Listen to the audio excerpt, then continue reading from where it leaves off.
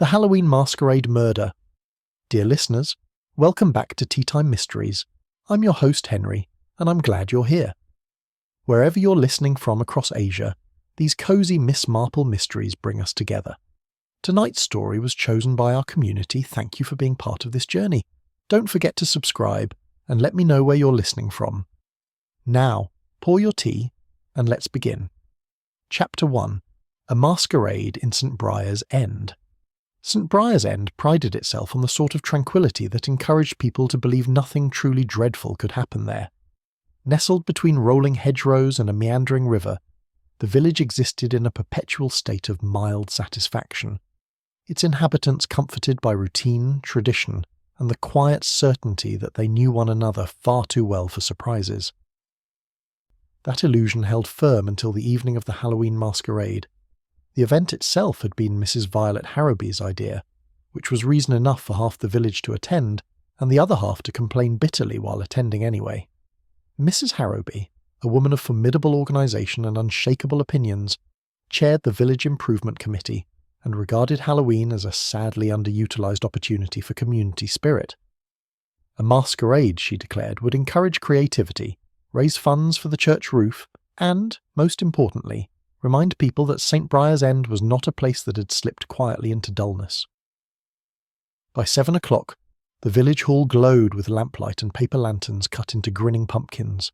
Garlands of autumn leaves draped the walls, and a long table sagged beneath the weight of sandwiches, sausage rolls, apple tarts, and a particularly alarming bowl of punch whose recipe no one quite trusted. Music from an old gramophone drifted cheerfully through the room, occasionally punctuated by a crackle of protest. Miss Jane Marple arrived precisely at 10 minutes past 7, wearing a simple black shawl and a modest domino mask that did little to disguise her identity. She had declined several offers to borrow something more theatrical, explaining with gentle firmness that she saw no reason to pretend to be anyone else. Observing people, after all, was far easier when one remained oneself. She paused just inside the door, taking in the scene with mild interest. Costumes abounded: witches, Elizabethan ladies, a surprisingly convincing Henry VIII, and at least 3 interpretations of Dracula. Miss Marple noted them all with the same attentive politeness she might have given hats at a church fete. "Miss Marple, how delightful you came!" exclaimed Mrs. Harrowby, sweeping toward her in a gown of dark green velvet crowned with an elaborate headdress meant to suggest a forest queen. "I was afraid Halloween might be too much excitement for you." "Oh, not at all," Miss Marple replied pleasantly. "I find excitement tends to arrive whether one invites it or not." Mrs. Harrowby laughed, missing the faintly ironic note, and hurried off to chastise someone for standing too close to the punch. The guest of honour that evening, though he would never have accepted the title, was Sir Lionel Crawford, owner of Briar Court and St. Briar's End's principal benefactor. Tall, silver-haired, and impeccably dressed even beneath his Venetian-style mask, Sir Lionel had funded everything from the new library roof to the defibrillator in the village hall. He moved among the guests with an air of practised benevolence, receiving thanks and admiration with equal ease. Miss Marple watched him for a moment, her head tilted slightly, as though comparing him to someone she had once known long ago. Near the refreshments stood Eleanor Finch, the village schoolteacher, dressed as a Regency governess. She was speaking in low, earnest tones to Dr. Malcolm Reeves, who had opted for a devil costume that seemed to make him faintly uncomfortable. Eleanor's gloved hands twisted together as she spoke, and Dr. Reeves nodded with professional gravity, though his eyes flicked now and again towards Sir Lionel.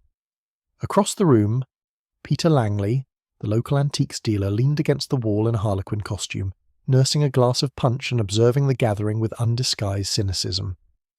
Miss Marple noticed that his gaze followed Sir Lionel too, though with something closer to calculation than admiration. It was a small thing, perhaps, but Miss Marple had long learned that when several people watched the same person for very different reasons, it was wise to remember it. The masquerade proceeded as such events always did. Compliments were exchanged, gossip murmured behind masks, and the punch bowl steadily lowered. Laughter rose and fell in agreeable waves. If there was tension beneath the merriment, it hid itself well. At 8:30, Mrs. Harrowby clinked a spoon against a glass to announce the costume competition. Guests gathered in a loose semicircle as she delivered a speech of impressive length.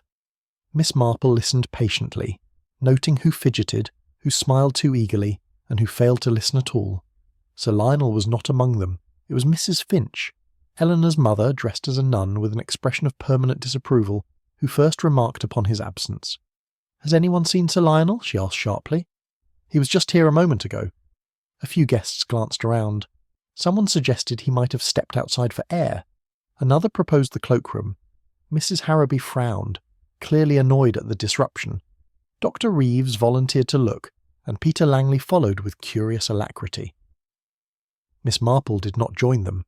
Instead, she moved toward the edge of the hall, her eyes lingering on a door half concealed by decorative foliage, the one leading to the small committee room rarely used except for storage.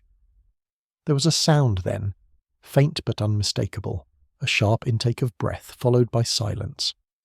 Moments later, Dr. Reeves emerged, his devil's mask askew and his face gone pale beneath the red paint.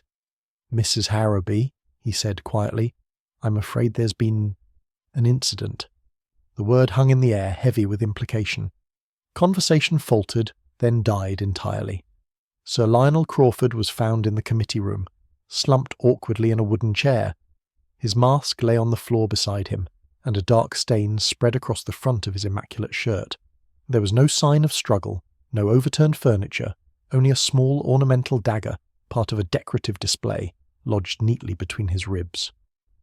Someone screamed, someone else began to cry. Mrs. Harrowby sank onto a nearby chair, murmuring that this simply could not be happening. Not in St. Briar's End, not tonight. Miss Marple stood very still, her hands folded calmly before her. Her gaze rested not on Sir Lionel, but on the faces around him, the shock that rang true, the grief that seemed excessive, and the quiet, almost imperceptible flicker of something else entirely. "Well," she said softly to no one in particular, "this does rather change the character of the evening." Outside, the church bell began to ring, summoned by trembling hands, and as the sound echoed across the village, St. Briar's End took its first step away from comfortable certainty and into something far darker. Chapter 2. Whispers Behind Masks. The arrival of the police did little to restore order to St. Briar's End, though it brought a certain grim structure to the chaos.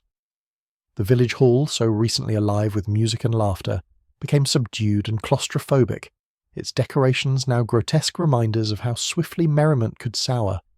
Masks were removed at the officer's request, costumes rendered absurd and faintly indecent beneath the harsh electric lights. Inspector Colin Weatherby, a solid man with a dependable moustache and the air of one accustomed to being trusted, took charge with brisk efficiency. He knew St. Briar's End well enough, or believed he did. He had attended fêtes, settled minor disputes, and once judged a jam competition. Murder, however, lent a new and uncomfortable dimension to familiar faces. "No one leaves the hall," he announced, his voice firm but not unkind. "We'll speak to everyone in turn." This declaration was met with murmurs of distress and indignation. Mrs. Harrowby protested that such a thing was quite unnecessary, while Mrs. Finch crossed herself repeatedly, whispering prayers under her breath. Miss Marple, seated quietly near the wall, said nothing. She observed how Inspector Weatherby's eyes lingered on certain individuals longer than others, how his gaze slid past her without pause, as though she were part of the furniture. Sir Lionel's body had been respectfully covered, though its presence was keenly felt. The committee room door remained ajar, guarded by a young constable, who looked as though he might be sick at any moment. Inspector Weatherby began with general questions. When had Sir Lionel last been seen? Who had spoken with him? Whether anyone had noticed anything unusual? Answers overlapped and contradicted one another in the way of frightened recollections. "I spoke to him by the punch bowl," said Mrs. Harrowby. "He seemed perfectly well. Complimented the decorations, in fact." "He was upset," Eleanor Finch interjected suddenly, her face pale but determined. I noticed it. He kept glancing toward the door."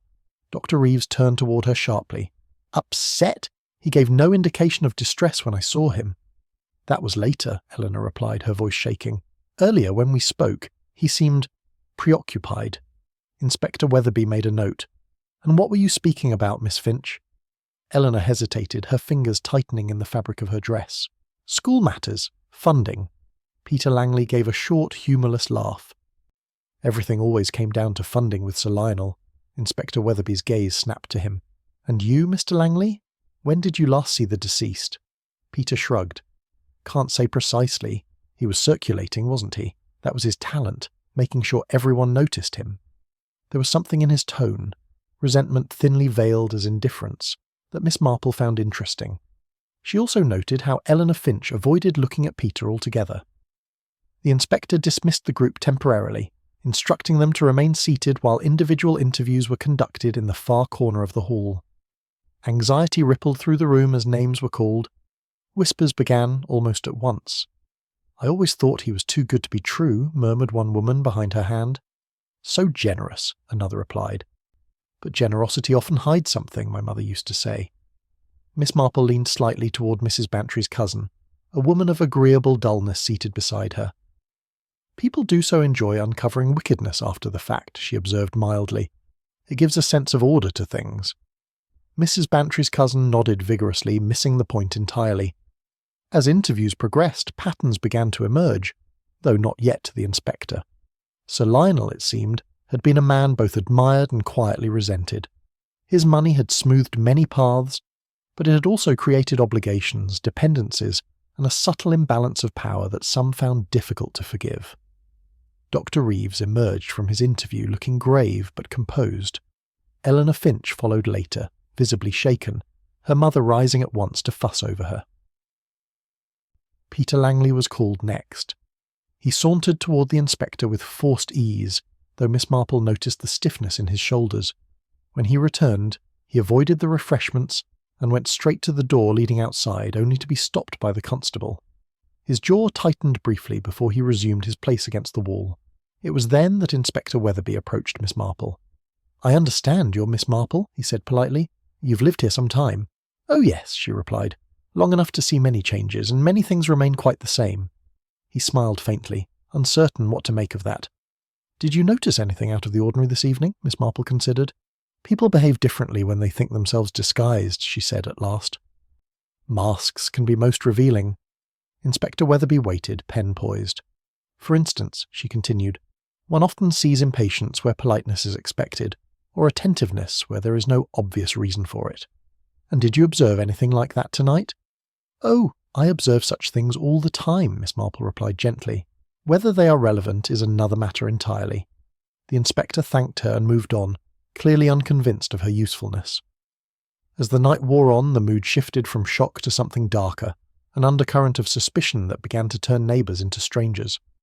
Every whispered conversation carried accusation, every glance seemed loaded with meaning. Miss Marple watched it all with quiet interest. She noticed how Mrs. Harrowby, though distressed, maintained strict control of her surroundings, how Eleanor Finch clung to her mother as though for protection, how Dr. Reeves hovered on the outskirts, offering comfort but receiving little in return. And she noticed too how Peter Langley's earlier cynicism had hardened into something like fear. At last Inspector Weatherby addressed them all once more. "Sir Lionel Crawford was murdered," he said plainly. "There is no question of accident. Until we know more, everyone here must be considered a potential witness, and possibly more." A collective shiver passed through the hall. Miss Marple folded her shawl more tightly around her shoulders. She had seen this before, many years ago, in other villages that believed themselves immune. Murder, she knew, rarely arrived without an invitation, extended quietly over time through pride, resentment, and the careful nurturing of grievance. And somewhere among the whispered theories and anxious faces of St. Briar's End, the truth waited patiently, quite unconcerned with how long it took to be found. Chapter 3. The Shape of Suspicion. By morning, St. Briar's End had shed its festive trappings, but not the unease that clung to it like mist over the river. The village hall stood silent, cordoned off with official tape that looked indecently bright against the old brick. News of Sir Lionel Crawford's death had travelled faster than the inspector's careful statements, reshaped and embellished with every retelling. Miss Marple heard most of it before she finished her breakfast. Mrs. Fletcher from the post office arrived just after 9, ostensibly to deliver a parcel, but lingering long enough to recount in vivid detail how she'd always suspected something odd about Sir Lionel's generosity. 10 minutes later, Mrs. Price called in with a basket of apples and the firm conviction that Peter Langley had been seen arguing with Sir Lionel earlier in the evening. By 11, there were rumours of secret affairs, forged wills, and foreign creditors. Miss Marple listened, nodded, and asked small, apparently irrelevant questions.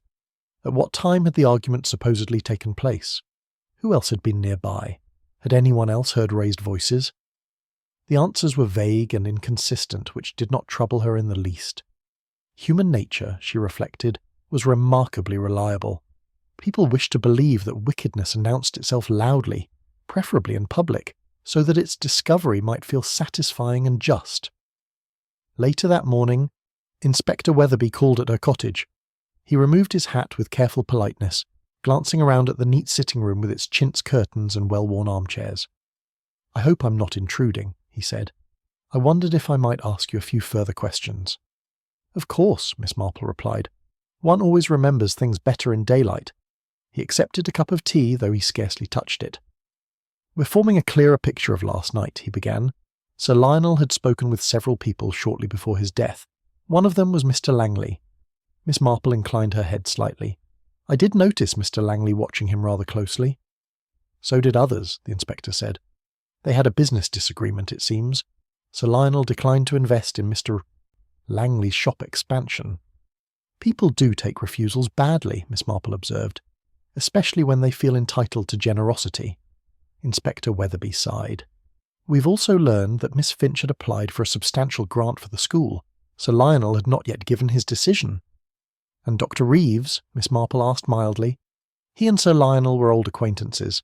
There were professional matters." The inspector paused, then added, "Nothing conclusive, but motive is never in short supply, is it?" "No," Miss Marple agreed, "but opportunity is much rarer." Inspector Weatherby regarded her thoughtfully. "You noticed the committee room door?" "I did," she admitted. "It was partly concealed, a place where one might go unseen if one knew the building well." "That room is rarely used," he said. "Except by the Village Improvement Committee." "Indeed," Miss Marple replied. "And those who arrange events tend to move about freely without attracting notice." The inspector stiffened slightly. "You're suggesting Mrs. Harrowby?"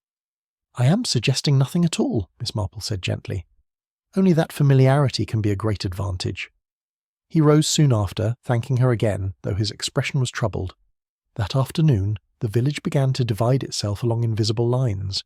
Peter Langley found his shop conspicuously empty, while Dr. Reeves was met with strained smiles and awkward silences during his rounds. Eleanor Finch did not come to school, citing illness, and her mother told anyone who would listen that her daughter was being unfairly questioned.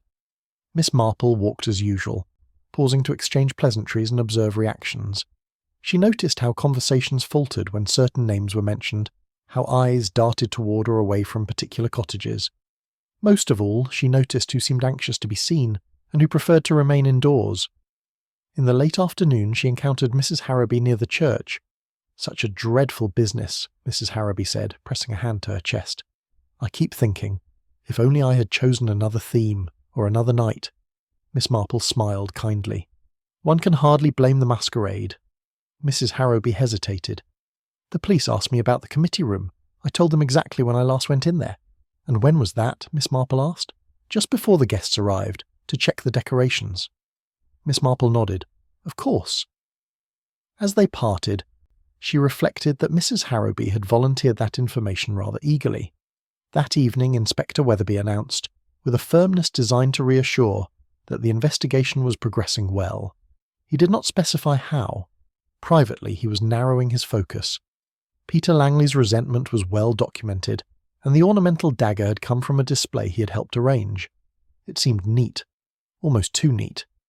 Miss Marple, knitting quietly by her window, allowed herself a small, thoughtful frown. Neat solutions often hid untidy truths.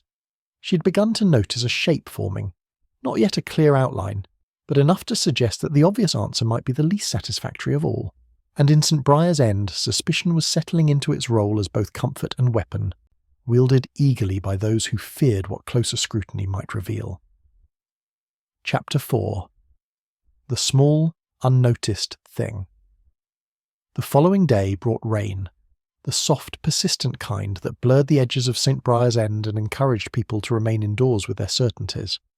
For Miss Marple, it provided the perfect excuse to visit places where one might speak freely under the assumption of privacy.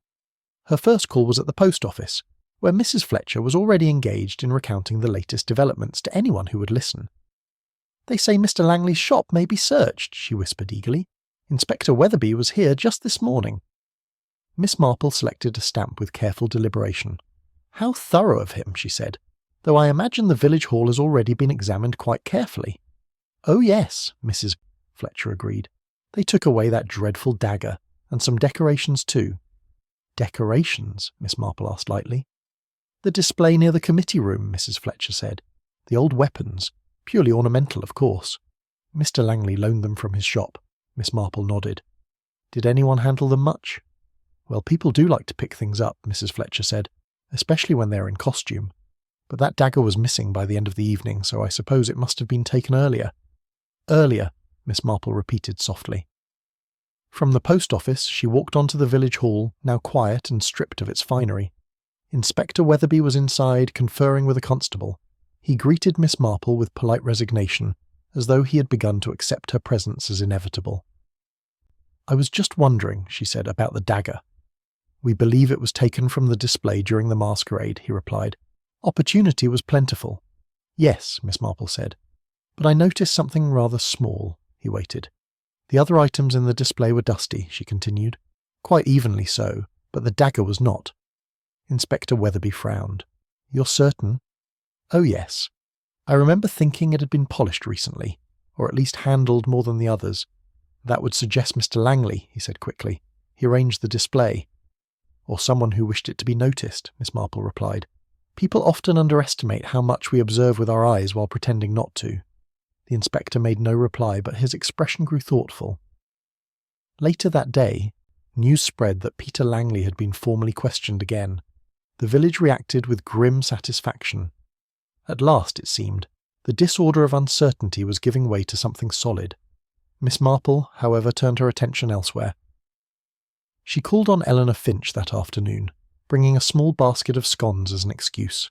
Eleanor looked exhausted, her eyes rimmed with red. "I'm sorry," she said immediately. "I don't feel up to visitors." "I quite understand," Miss Marple said gently. "I won't stay long." They spoke of trivial things at first. School children, the weather, the difficulty of sleeping after a shock. Gradually, Miss Marple steered the conversation, almost imperceptibly. "You were worried about funding," she remarked. "Sir Lionel had helped the school before, hadn't he?" "Yes," Eleanor said. "He always said education was an investment." "And did he intend to continue?" Eleanor hesitated. "I don't know. He hadn't decided." Miss Marple watched her closely. "You seemed distressed when he disappeared." Eleanor's hands tightened. "I was afraid he might leave without giving an answer." "Ah," Miss Marple said softly. As she left, Miss Marple reflected that Eleanor's anxiety had been focused not on Sir Lionel's safety, but on something unresolved. That evening, Inspector Weatherby announced that Peter Langley would be held overnight for further questioning. The village breathed easier, convinced that the end was in sight. Miss Marple did not share that relief. She sat by her fire, knitting steadily, replaying small moments in her mind, the eager volunteering of information, the careful positioning of objects, the subtle desire to direct attention elsewhere. Above all, she thought of the dagger, so clean, so ready. In villages, she knew, murder was rarely a matter of sudden passion. It was prepared quietly, over time, and executed with a patience that often went unnoticed, and someone in St. Briar's End had been very patient indeed. Chapter 5. Fault lines beneath civility. Peter Langley's overnight detention did not bring the closure St. Briar's End had hoped for. By the following morning, word spread that he had been released, questioned thoroughly, searched, and found inconveniently free of proof. The reaction was swift and disapproving. People preferred their villains decisive and their justice prompt. Miss Marple observed the shift with quiet interest as she walked through the village. Disappointment, she knew, often turned quickly into irritation, and irritation had a habit of loosening tongues. At the grocer's, two women argued in hushed voices. "They let him go," one whispered. "Mark my words, they'll regret it." "Well, if not him, then who?" the other replied. "It had to be someone." "It always does," Miss Marple murmured to herself. Later that morning she encountered Dr. Reeves outside the surgery. He looked tired, his usual professional composure worn thin. "I don't envy you," she said kindly. "Villagers can be most demanding when they want answers." He gave a strained smile. "People look at me differently now." "Yes," Miss Marple agreed. "They will. It's very uncomfortable." He hesitated. "You think they're wrong, don't you, about Mr. Langley?" "I think they are impatient," she replied, "and impatience rarely leads to accuracy." Dr. Reeves studied her for a moment. "Sir Lionel and I disagreed," he said abruptly. "About a patient." He interfered. "Interfered?" Miss Marple asked. "He believed his donations entitled him to opinions," Dr. Reeves said tightly. "He threatened to withdraw funding unless I followed his wishes." "And did you?" "No." Miss Marple nodded. "People do not like being contradicted, especially when they are accustomed to gratitude." That afternoon, Inspector Weatherby called another meeting, this time smaller, more focused. Mrs. Harrowby, Eleanor Finch, Dr. Reeves, and Peter Langley were asked to attend. Miss Marple was not invited, but she heard all about it by tea time. Mrs. Harrowby, it emerged, had been firm and indignant, reminding the inspector of her service to the community. Eleanor Finch had cried. Dr. Reeves had grown defensive. Peter Langley had been openly hostile. Each reaction, Miss Marple reflected, was entirely consistent with character. What interested her more was what had not been discussed. No one had mentioned the timing of Sir Lionel's movements with any precision. No one could say exactly when he entered the committee room, or why. That evening Miss Marple paid a quiet visit to the village hall once more. The constable on duty recognised her and allowed her in with a shrug. "Can't see any harm," he said. She walked slowly through the space, reconstructing the evening in her mind. The noise, the movement, the distractions. And then she stood before the committee room door. Inside, the room was small and plainly furnished. A table, a few chairs, a cupboard, and the display stand from which the dagger had been taken. She knelt with some effort and examined the floor. There, almost invisible, was a faint scratch. Recent, she thought, as though something had been dragged, not dropped. Miss Marple straightened slowly. Sir Lionel had not collapsed where he stood. He had been placed. That night she wrote a short note to Inspector Weatherby, requesting a conversation. She chose her words carefully, framing her observations as questions rather than assertions. By the time she sealed the envelope, she was quite certain of one thing. The crime had not been impulsive. It had been managed, emotionally and physically, and whoever had committed it was already preparing for the next stage, relief. Relief, Miss Marple knew, was often far more revealing than fear. Chapter 6. Relief and Revelation. Deferred. Inspector Weatherby arrived at Miss Marple's cottage the following afternoon, bringing with him the faint smell of rain and professional restraint. He accepted tea this time and even a slice of seed cake, which Miss Marple took as a promising sign. "You mentioned in your note that you had noticed something in the committee room," he began. "Yes," Miss Marple said. "Something that suggested Sir Lionel was moved after he was stabbed." The inspector's brow furrowed. The medical examiner said death would not have been instantaneous. "Precisely," Miss Marple replied, "which means the position in which he was found was chosen. That requires calm and time." Inspector Weatherby tapped his fingers against his notebook. "That narrows the field." "Not as much as one might hope," Miss Marple said gently. "But it does exclude those who rely on impulse." They discussed the dagger again, the absence of fingerprints, the careful placement, the curious cleanliness. When the inspector finally rose to leave, his earlier confidence had thinned into something more cautious. "I believe," he said slowly, "that we may have underestimated the planning involved." "That happens often," Miss Marple replied, "especially when one expects violence to be loud." After he left, Miss Marple turned her attention back to the village. It was entering a new phase now, one marked by tentative relief that nothing further had occurred. People resumed routines with exaggerated normality, as though activity itself might erase unease. Mrs. Harrowby was the most visible example. She organised a charity clean-up of the village hall, insisting that we must not allow one unfortunate incident to define us. She moved briskly from task to task, efficient and reassuring, though Miss Marple noticed how frequently she glanced toward the committee room. Peter Langley reopened his shop with forced cheerfulness. Dr. Reeves buried himself in work. Eleanor Finch returned to school, thinner and quieter than before. and everywhere people spoke of moving on.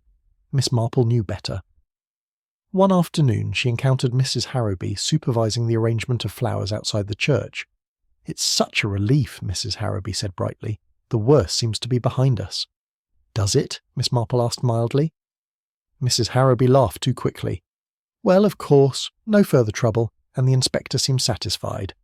Miss Marple smiled. People often mistake silence for resolution. Mrs. Harrowby stiffened almost imperceptibly. That evening, Inspector Weatherby returned to the village hall with new questions. He spoke privately with a constable who had been stationed there on the night of the murder. "You allowed people to move freely?" the inspector asked. "Yes, sir," the constable replied, "except the exits." "And did anyone enter the committee room before the body was found?" The constable hesitated. "Mrs. Harrowby did, briefly." The inspector's pen paused. "She said she was checking decorations," the constable continued, "but there was nothing to adjust." Inspector Weatherby felt a familiar tightening in his chest, the sensation of a case shifting direction. Meanwhile, Miss Marple sat at home, considering another small detail she had stored away. On the night of the masquerade, during Mrs. Harrowby's lengthy speech, Sir Lionel had not been present. Everyone assumed he had wandered off, but Sir Lionel, she recalled, disliked missing public moments of appreciation. People who enjoyed admiration did not absent themselves without reason. The next morning, Inspector Weatherby paid a visit to Mrs. Harrowby. She received him with gracious composure, though her smile faltered when he asked about her movements that evening. "I told you," she said. "I was overseeing matters." "Specifically," he said, "you were alone in the committee room." She hesitated, only briefly. "And Sir Lionel?" "I didn't see him." The inspector leaned forward. "Several people have mentioned disagreements between you and Sir Lionel regarding the village fund." Mrs. Harrowby's composure cracked. "He threatened to withdraw support," she snapped. "Years of work, undone because he wanted control." "Control," the inspector repeated quietly. That afternoon, Mrs. Harrowby did not attend the charity meeting she herself had called. Miss Marple heard about the police visit by evening and nodded thoughtfully.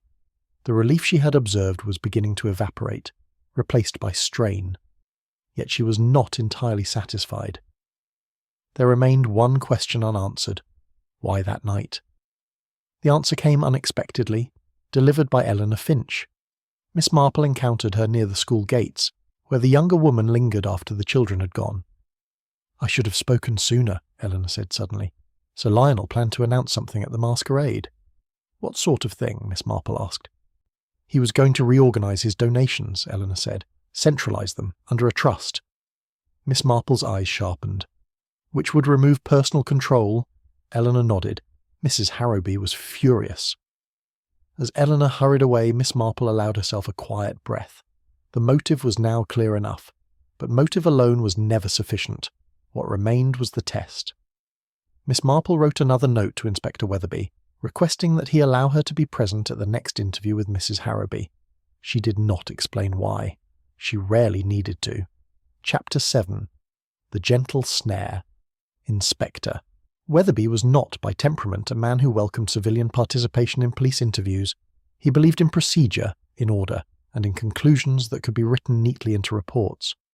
Yet Miss Marple's note, so polite, so unassuming, troubled him more than any outright accusation might have done. In the end he agreed, though he told himself it was merely to humour an elderly lady, whose observations had proved inconveniently accurate. Mrs. Harrowby received them in her drawing-room, a space arranged with impeccable taste and faint austerity. Fresh flowers stood on every surface, their abundance almost aggressive. She rose at once, smiling with determined warmth. "Inspector, Miss Marple, how kind of you to call." "We won't take much of your time," Inspector Weatherby said, settling into a chair. "There are a few matters we'd like clarified." "Of course," Mrs. Harrowby replied. "I've been most cooperative." Miss Marple sat slightly apart, her hands folded, her expression mild. She appeared more interested in the china cabinet than in the conversation, though her eyes missed nothing. Inspector Weatherby began with routine questions. Mrs. Harrowby's movements on the night of the masquerade, her responsibilities as organiser, her last conversation with Sir Lionel. Mrs. Harrowby answered smoothly, if with a touch of impatience. "I have already explained all this," she said. Sir Lionel was displeased about the fund, yes, but disagreements are hardly uncommon. Indeed, Miss Marple murmured as though to herself. One sees them often over church flower arrangements. Mrs. Harrowby glanced at her sharply, then smiled. Quite. Inspector Weatherby leaned forward. Miss Finch has told us that Sir Lionel intended to announce changes to his charitable giving that evening. Mrs. Harrowby's lips tightened. He was always changing his mind. Was he? Miss Marple asked gently. He struck me as a man who enjoyed making decisions and having them admired. Mrs. Harrowby's smile faltered. I don't see the relevance.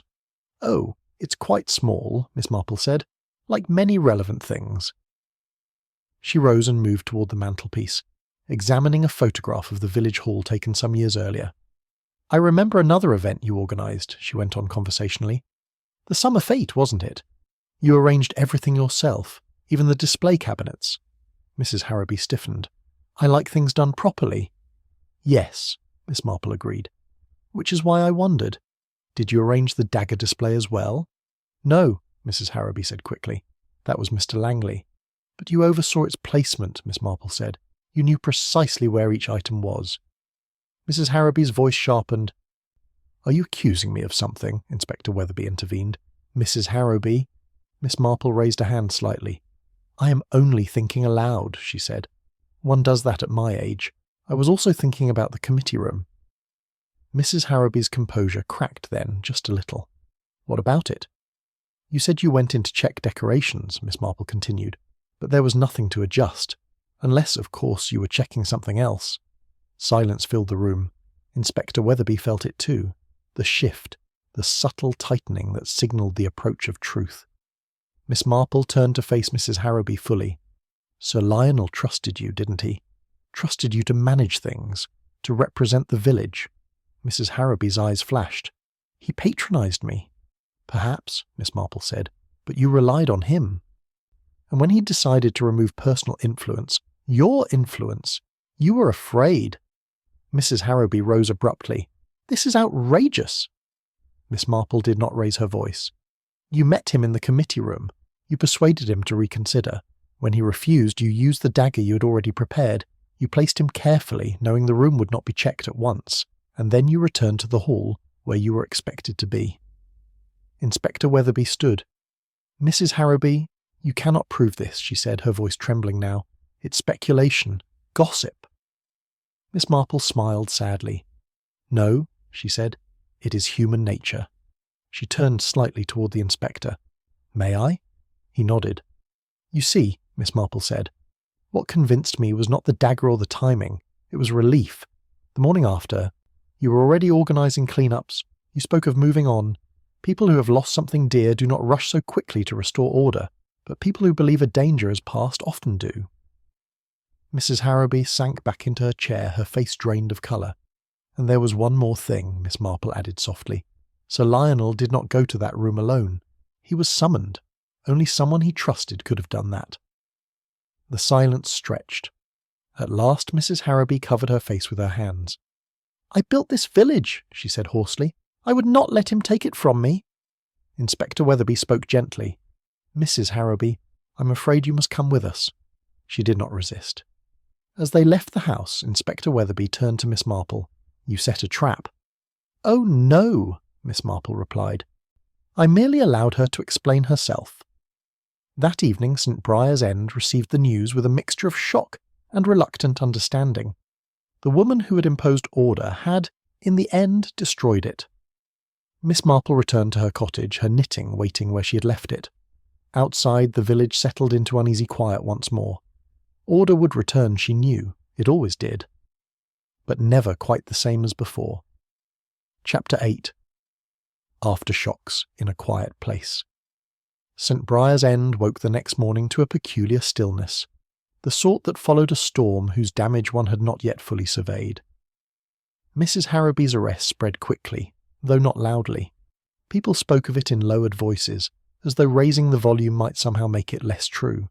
Miss Marple observed the village from her sitting-room window, a cup of tea cooling beside her. She watched Mrs. Fletcher hurry past, lips pursed, and Dr. Reeves paused to speak with a neighbour who had previously avoided him. Small realignments were already underway. They always were. By mid-morning, Inspector Weatherby called at her cottage once more. He looked tired, but there was relief in it now, the weary satisfaction of a case that had, at last, settled into coherence. "She confessed," he said simply once they were seated. Miss Marple nodded. "I thought she might." "Not immediately," he added, "but enough to support the charge. She had taken the dagger earlier that evening, hidden it in the committee room cupboard. She asked Sir Lionel to meet her there, said there was a last-minute problem with the programme." "Entirely plausible," Miss Marple said. "She believed," the inspector continued, "that if she could persuade him to abandon the trust idea, everything would return to normal. When he refused, she said she felt as though the ground was giving way beneath her." "Yes," Miss Marple replied quietly. "People often do." Inspector Weatherby studied her. "You never told me outright." "I find," Miss Marple said gently, "that people tell the truth more readily when they believe it is their own idea." He smiled faintly. "I owe you my thanks." "Oh no," she said. "Only my tea." After he left, Miss Marple set out for her customary walk. The village seemed smaller somehow, its familiar landmarks tinged with new significance. The village hall loomed less proudly. The church bells rang with restraint. At the school gates, Eleanor Finch stood speaking with Dr. Reeves. When she saw Miss Marple, she hesitated, then approached. "I wanted to thank you," Eleanor said. "If you hadn't, well, I don't know how long this might have gone on." Miss Marple smiled kindly. "It is rarely one person alone who brings clarity, only the one who notices when clarity is being avoided." Eleanor bit her lip. "I keep thinking, she did so much good." "Yes," Miss Marple agreed, "and that is often what makes such things hardest to accept." Peter Langley passed them then, pausing awkwardly. "I suppose," he said gruffly, "I owe you an apology, Miss Marple. I was not at my best." "Few of us are," she replied, "when we believe ourselves wronged." He nodded and moved on, shoulders less tense than they had been in days. As afternoon settled, the village began the slow work of adjustment. Committees would be reorganised, funds redistributed, stories revised. Mrs. Harrowby would, in time, be spoken of with a complicated mixture of gratitude and reproach. That evening, Miss Marple sat once more by her fire, knitting steadily. The pattern was a familiar one, requiring little conscious thought. Her mind, however, was busy reflecting. Murder, she knew, was rarely about hatred alone. More often it was about fear of loss, of change, of diminished importance. In villages especially, where identity and purpose were so closely entwined, such fears could grow quietly until they demanded release. Outside, the lights of St. Briar's End glimmered softly. Life would continue, altered but intact. Miss Marple set aside her knitting and allowed herself a small sigh. Human nature, she reflected, was endlessly instructive, if one took the trouble to observe it. Chapter 9. The Cost of Knowing. In the days that followed, St. Briar's End behaved much like a household after a long illness, tidying energetically, speaking carefully, and avoiding certain topics altogether. There was an almost feverish determination to prove that the village remained exactly what it had always been. Yet beneath the brisk greetings and resumed routines lay a new awareness, quiet, persistent, and faintly unsettling. Miss Marple felt it most keenly during her morning walks. People stopped her more often now, though seldom with direct questions. Instead, there were remarks, half confessions, half justifications, offered as though she were a kind of moral sounding board. "I still can't believe it was Mrs. Harrowby," Mrs. Fletcher said one afternoon, shaking her head, "after all she did for us." "Yes," Miss Marple replied. "It is always the doing that confuses us. Others were less charitable. She was always so controlling," someone muttered near the grocer's. "It was bound to come out sooner or later." Miss Marple noted how easily certainty rearranged itself once the facts were known. Inspector Weatherby remained in the village longer than expected, attending to statements, formalities, and the small but essential matter of transition. Without Mrs. Harrowby, committees stalled, keys went missing, and decisions were deferred with anxious politeness. "Order," he remarked one evening, when he stopped by Miss Marple's cottage, "turns out to have been more centralised than we realised." "Power often is," Miss Marple said mildly, "even in the most respectable of places." He hesitated, then said, "There's something that's been troubling me." "Oh." "She didn't mean to kill him," he said. "At least that's what she claims. She insists it was meant as a threat, a way to frighten him into reconsidering." Miss Marple stirred her tea thoughtfully. Intent has a way of adjusting itself to outcome. Yes, he said, but it raises questions about culpability, about understanding. It always does, Miss Marple replied, which is why people prefer simpler stories. The inspector nodded slowly. I keep thinking, if she hadn't been so capable, so admired, would anyone have trusted her so completely? Miss Marple looked at him over the rim of her teacup. Capability invites trust, she said, and trust once unquestioned invites opportunity. After he left, Miss Marple sat quietly for a long while. She thought of Mrs. Harrowby as she had known her, efficient, tireless, genuinely devoted to the village. None of that had been false, it had simply been incomplete. Later that week, the village held a small, subdued meeting in the hall, not a formal committee gathering, but a kind of collective reassurance. Dr. Reeves chaired it, with visible discomfort. Eleanor Finch took notes. Peter Langley stood at the back, arms folded, saying little. Miss Marple attended, sitting near the side. They spoke of practicalities, interim leadership, financial transparency, shared responsibility. Words like openness and collaboration were used with earnest frequency. It will take time, Dr. Reeves said, but we'll manage. Together. There were nods, murmurs of agreement, and the faintest ripple of relief. Afterward, Eleanor Finch approached Miss Marple. I keep thinking about what you said, she admitted, about clarity being avoided. Yes? I think we all avoided it, Eleanor said. It was easier to let Mrs. Harrowby decide everything, to not look too closely. Miss Marple smiled gently. That is a very common arrangement. And dangerous? Eleanor asked. Miss Marple considered. Not in itself, only when no one is prepared to ask questions.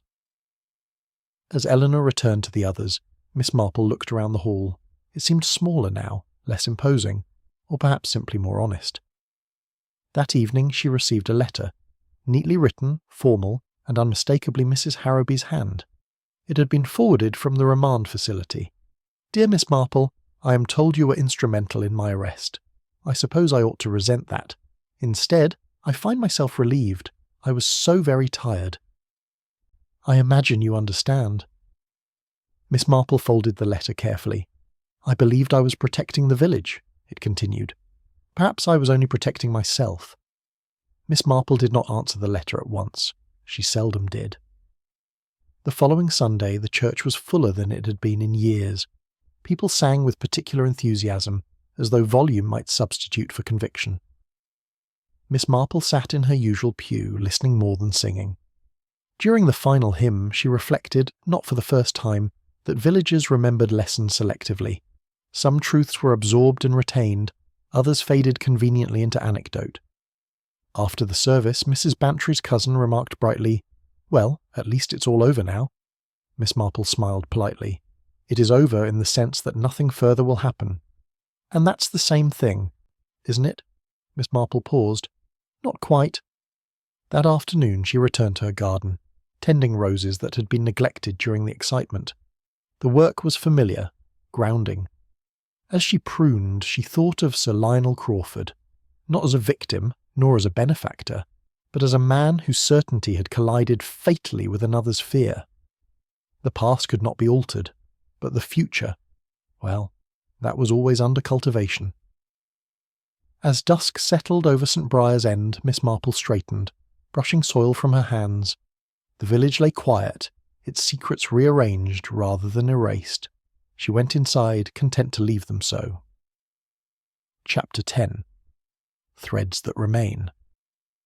Time in St. Briar's End began once more to assert its quiet authority. The days lengthened, routines re-established themselves, and the village discovered that life, when left unattended, had a habit of resuming its course.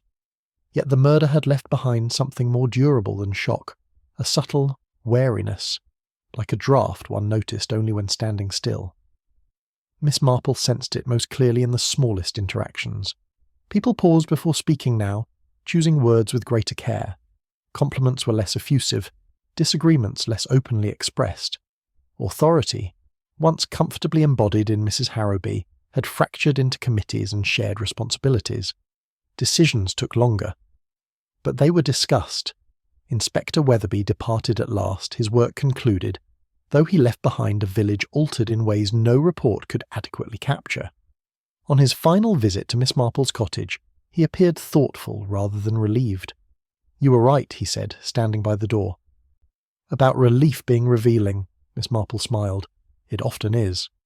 I wonder," he added, "how many other villages carry on quite happily, never realizing how close they are to something like this." "Most of them," Miss Marple replied. "Happiness and danger are not opposites. They are neighbours." After he left, Miss Marple turned her attention to a small matter that had been troubling her, not about the murder, but about its echoes. She had noticed that Peter Langley's shop had begun to attract more customers than before. Sympathy, perhaps, or curiosity. Yet she also noticed that certain items had been quietly removed from display. Pieces with provenance too vague, histories too easily rearranged. One afternoon she stopped in to browse. "Business picking up," she observed pleasantly. Peter Langley grunted. "People like a villain who turns out not to be one." "Or perhaps," Miss Marple said, examining a porcelain figurine, "they like being reminded that appearances can mislead." He looked at her sharply, then relaxed. "You think I'm dishonest?" "I think," Miss Marple replied, "that everyone is tempted given opportunity and justification." He considered that, then nodded slowly. "I've decided to be more careful." "That is usually wise." At the school, Eleanor Finch had taken on additional responsibilities, helping to coordinate the new charitable trust Sir Lionel had intended to establish. It was a quieter, more transparent system, overseen by several hands rather than one. Miss Marple encountered her one evening as she locked the school doors. "It feels strange," Eleanor said, "working with something he planned." "Yes," Miss Marple agreed. "But it is also fitting. Intentions do not die with their owners." Eleanor hesitated.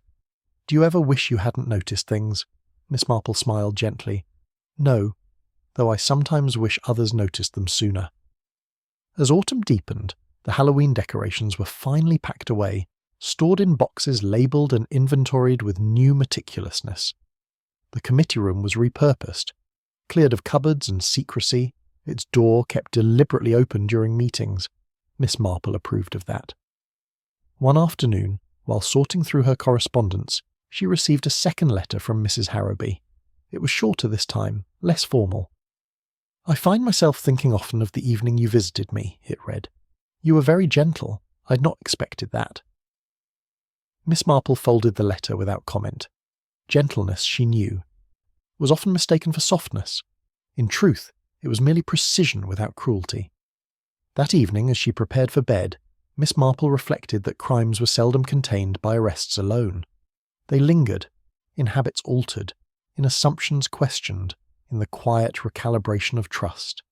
St. Briar's End would not speak of the murder forever, but it would remember it, not as scandal, but as caution. And that, Miss Marple thought, was perhaps the best one could hope for. Chapter 11. The village adjusts. By November, St. Briar's End had settled into a version of itself that felt both familiar and faintly altered, like a room rearranged just enough to make one cautious in the dark. The hedges were trimmed, chimneys smoked obligingly, and the river resumed its role as a picturesque boundary rather than a silent witness. Outwardly, the village had recovered. Inwardly it had learned, though not everyone learned the same lesson. Miss Marple noticed the difference most keenly in conversation. Where once there had been easy assumptions, there were now pauses. Where authority had been accepted without question, there were now requests for explanation. At the Women's Institute meeting that month, Mrs. Fletcher raised an eyebrow when a proposal was presented without detail. "And who exactly would be responsible for overseeing that?" she asked, her tone polite but firm. The question would once have been considered tiresome. Now it was met with nods of approval. Miss Marple sat quietly, knitting, her needles clicking softly as the discussion unfolded. She did not contribute. She rarely needed to. After the meeting, Dr. Reeves approached her, looking more relaxed than she had seen him in some time. "I've been thinking about what you said," he told her as they walked together toward the door. "About fear." "Yes," Miss Marple replied. "I think Sir Lionel frightened people without meaning to," Dr. Reeves said. "His generosity came with expectations. Gratitude can become a burden." "Indeed," Miss Marple said. "And burdens, when unacknowledged, have a way of shifting dangerously. He nodded. Mrs. Harrowby carried more of it than anyone realised. Yes, Miss Marple agreed, including herself. The village hall, newly scrubbed and reorganised, hosted a modest concert one evening to raise funds for the school. Eleanor Finch had organised it with quiet efficiency, refusing to take sole credit and insisting on shared responsibility. The atmosphere was careful but warm. Miss Marple attended, sitting near the back. She observed how Eleanor deferred decisions, how she asked rather than instructed, and how the village responded with cautious goodwill. It was slower this way, but steadier.